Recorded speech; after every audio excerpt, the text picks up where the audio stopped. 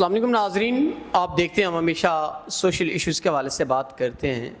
آج ایک معتبر اور سید گرانے سے تعلق رکھنے والی ایک حافظ قرآن بہن ہمارے ساتھ موجود ہیں، جو کہ اپنی زندگی کے معاملات سے کافی حد تک پریشان تھی، اور انہوں نے اپنی جتنی بھی زندگی گزر چکی اسلام کے مطابق گزاری، اور جو وقت ان کا گزر رہا ہے اسلام کے مطابق گزر رہا ہے۔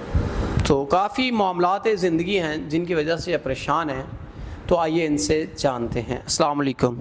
وعلیکم السلام۔ اچھا بہن، مجھے بتائیے گا زندگی کے کیا مسئلے مسائل، کیا معاملات ہیں؟ آپ ہمارے لیے بڑا سید گھرانہ، بڑا محتبر گھرانہ ہے، ہم احترام کرتے ہیں، جی بڑا عقیدت و احترام والا گھرانہ ہے، تو ہم آپ کی رسپیکٹ کرتے ہیں۔ تو آپ مجھے بتائیے گا زندگی کے ایسے کیسے معاملات تھے جنہوں نے آپ کو مجبور کر دیا؟ جی، دراصل آپ کو سب سے پہلے تو ہمارے معاشرے کا پتہ ہی ہے کہ کس طرح کا معاشرہ ہے اور کون سے حالات ہیں یہاں پہ۔ نہ سیدہ چھوڑیں، یہاں پہ کوئی بھی بندہ، اب آپ میرا ہی حساب لگا لیں، میں سیدہ ہوں اور میں یہاں پہ اپنے آپ کو تحفظ محسوس نہیں کرتی ہوں۔ ہمارا سب سے معتبر گھرانہ ہے، لیکن جو لوگوں کی نظریں ہیں نا، وہ آپ چھوڑ ہی دیں کہ مطلب میں یہ آن کیمرہ بتا ہی نہیں سکتی ایسی باتیں۔ ایک تو اب میں اکیلی ہوں اور میں ہی بچوں کو نا گلی محلے میں قرآن پاک پڑھا کے تو اپنا گزارا کر رہی ہوں، اور اس معاشرے میں سروائیو کرنا اکیلی عورت کے لیے تو بہت ہی مشکل ہے۔ میرا بس یہ ہے کہ ایک تو ہمارے نا گھر کے حالات اتنے کوئی ٹھیک نہیں ہیں کہ ہم مطلب 2 وقت کی روٹی بہت سکون سے کھا سکیں۔ تو شادی، اب میری عمر جو ہے وہ شادی کی ہو چکی ہے، بس میرا یہی ہے کہ کوئی نا عزت دار گھرانے کا آدمی ہو جو شادی کر لے، اور تاکہ آپ کو تو پتہ ہے ہر کوئی بھی نہیں ہے ایسا شخص کہ جو آپ کو باعزت رکھنا چاہے، یہ صرف نکاح کے ہو کے تو تبھی یہ ہو سکتا ہے۔ جب آپ نے ہمیں پہلے آف کیمرہ بتایا آپ کے قرض کے جو معاملات تھے وہ کیا ہیں؟ باپ میرا ہے نہیں ہے۔ بہن آپ مجھے بتائیے گا جو قرض کے حوالے سے آپ نے ہمیں آف کیمرہ بتایا وہ کیا معاملات ہیں؟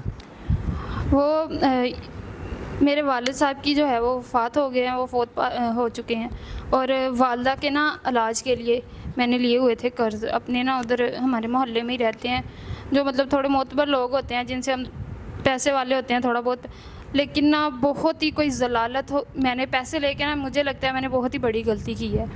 اب میرا ڈیلی کا اذیت ہی یہ ہے روزانہ کی ہر معاملات میں کہ میں نا پیسے کس طرح کر کے ادا کر لوں، لیکن آپ کو پتہ ہے کہ قرآن پاک پڑھانے سے کون کوئی پیسے دے جاتا ہے، یا کوئی کتنے ہی پیسے آ جاتے ہیں، 150 اس حساب سے پیسے آ رہے ہیں، اور 4 سے 5 بچے ہوتے ہیں میرے پاس بس۔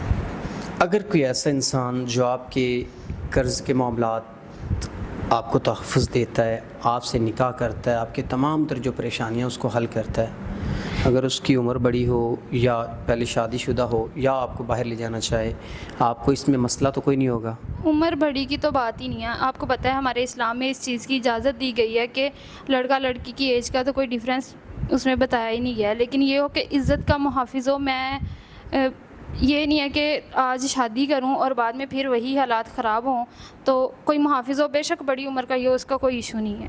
ناظرین، بہن نے واضح طور بتا دیا، سیدہ بہنیں حافظ قرآن بھی ہیں، انہوں نے واضح بتا دیا کہ میں ایک ایسے انسان کو چاہتی ہوں کہ جو میرا محافظ بنے۔